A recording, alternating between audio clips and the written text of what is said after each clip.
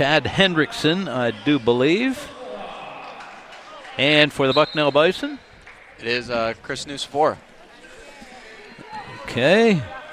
The two wrestlers, obviously on the small side, although not too long ago, the weight class that started in intercollegiate wrestling was 118. Now it's 125.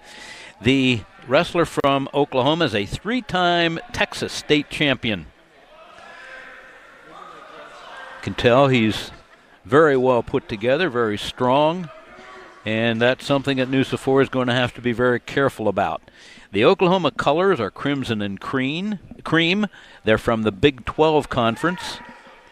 Their head coach is Roger Kish. He's a Minnesota graduate, graduated in 2008. This is his third year at Oklahoma. He is 13-11 in those first 2 years. Okay, the two wrestlers just kind of feeling each other out, not getting in any trouble here in the early going.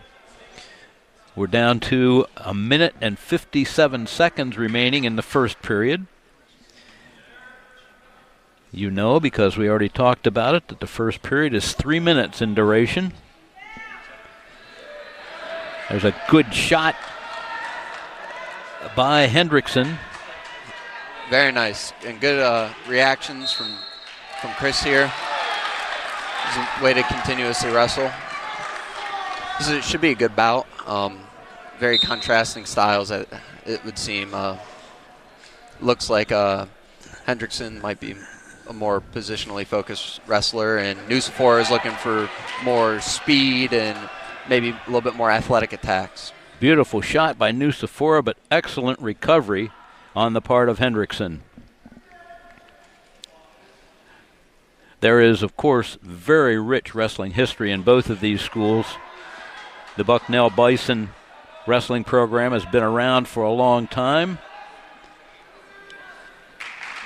And, of course, Oklahoma is noted for, among other things, the Hodge Trophy. The Hodge Trophy, very similar to the Heisman Trophy in football.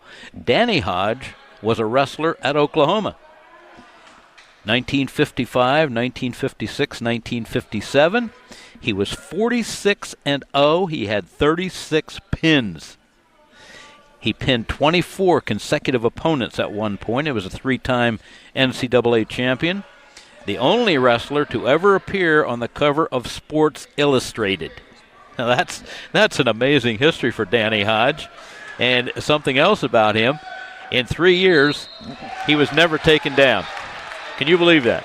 Never taken down. That's pretty impressive at any level.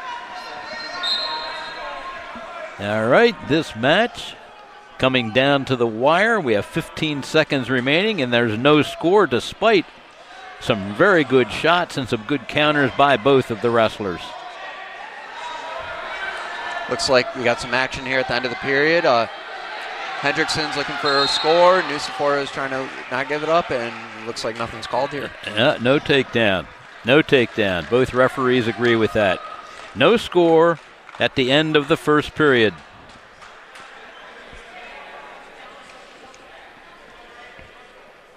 Hendriksen going to the bottom to start this second period of action.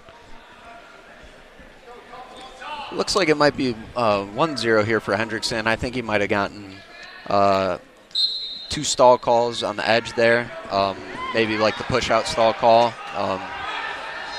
So it looks like he's going into the second period with this recent escape up 2-0. So Nucifora has some work to do, but we'll see if he can find an opening. Nothing unusual in an escape. Escapes and takedowns, that's the name of the game in collegiate wrestling now. At one time, maybe there was more wrestling on the down positions, but the techniques now involve takedowns and escapes. Hendriksen looking to score. We'll see if Nucifora can fend off again. Hendriksen stepping in, and he has the takedown. That takedown gets him 3 points. With the escape, he leads it 4-0. Oklahoma faithful looking for a stall call. That's not coming their way. The officials bringing the wrestlers back to center mat.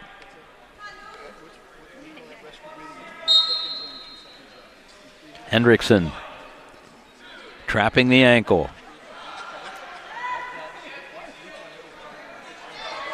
Hendriksen is did a really good job there, controlling the center of the zone and really getting Nucifora backing up, and I think that forced Nucifora into taking not the greatest shot, and Hendriksen did a real good job capitalizing on maybe not the best shot.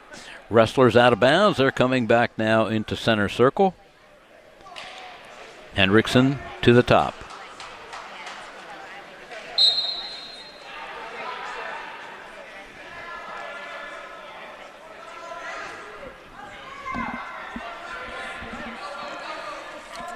Now, when we get the opportunity, when we pan over to the Oklahoma bench, we're going to talk about one of the coaches there.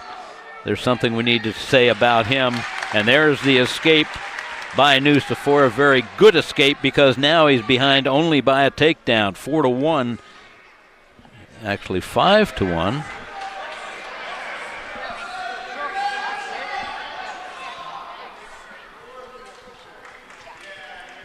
Hendriksen also with 43 seconds of riding time, and that's the end of period number 2. I missed a point. We had an escape and a takedown. I think there's 2 stall calls in the first period from backing out of bounds, I believe is where that came from. All right. And that would make up for the additional point. It's 5-1. Hendriksen with the 4-point lead. Nucifora. That was pretty big. He got the escape without giving up the minute of riding time, which if remains unchanged when you have a minute, that's a point at the end of the bout. So in a 1 takedown match, that could be the difference. There's a shot by Nucifora. Hendriksen blocks it. See, Hendriksen comes wading right in. He's very sure of himself and his ability to fight off anything that Nucifora might throw at him.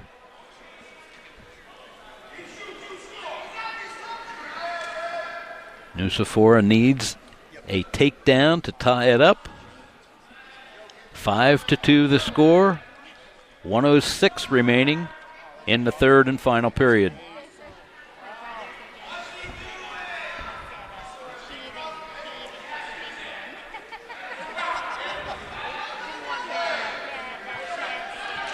And there is a warning against Hendriksen.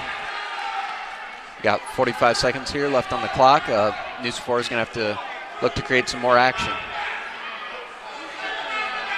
Nucifora taking the shots, but they're head on or straight ahead. Maybe a little bit of a feint one side or the other, and then the shot would be more effective for him. Yeah, it definitely would be helpful.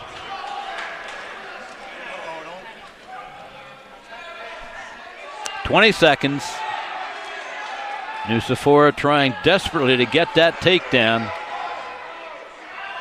He needs the 3 points to tie it. 10 seconds. He's going to have to go for something here.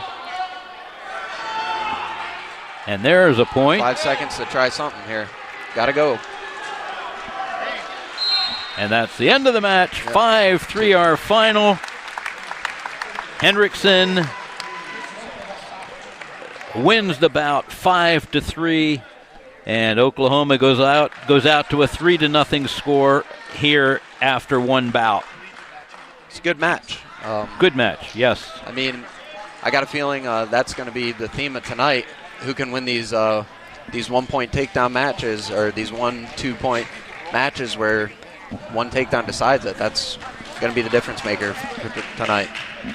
Get all of ESPN College Wrestling all in one place with the all-new ESPN